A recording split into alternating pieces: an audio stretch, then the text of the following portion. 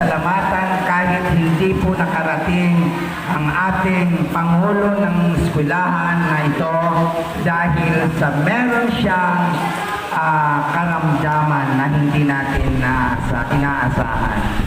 Okay, sa mga guro dito sa Dakila, ako'y nagpapasalamat kay Jerel, kay Teacher Brian, kay Teacher Garlin. Nasaan kaya si Teacher Garlin? Si Teacher Bon, at sa kasamahan ko sa opisina, napakaganda, si Lori at saka si Ate IC. Pinapasalamat si Sir Joseph pa rin, no? At ang ating bisita ngayon na si Teacher Dave at saka si Teacher Mares na narito sa aking tagiliran lamang.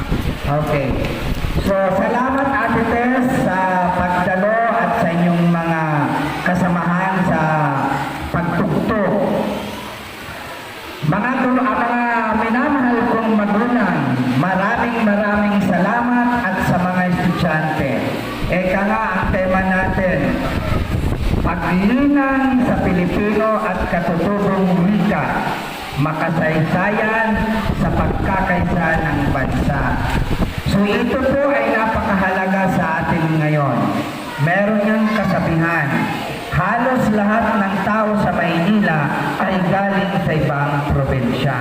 Nahihiya magsalita ng kanilang sariling wika dahil kinukutya ng mga Katagalogan.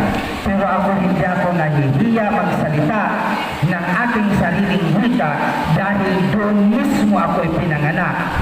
At pasalamat tayo na may kanya-kanyang probinsya dahil kaya nating magsalita ng 5 lingwahe. Huwag sana magalit ang puro Tagalog. Pag kami nagsalita ng Bisaya, hindi nyo alam, nililibak na pala kayo namin. Diba? Kaya huwag nyo kaming maliitin na mga Bicolano, mga Waray, mga Cebuano, mga Ilonggo, dahil kami po ay marunong din magsalita ng Kapampangan. Nukarin kani. Diba?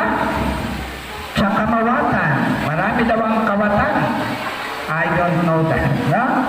So yun po, mahalagang wika pagtangkilik. Kaya nga mga anak nyo, kung kayo ay may sarili-sariling probinsya, sanayin nyo magsalita ng sarili nyong lingwahe.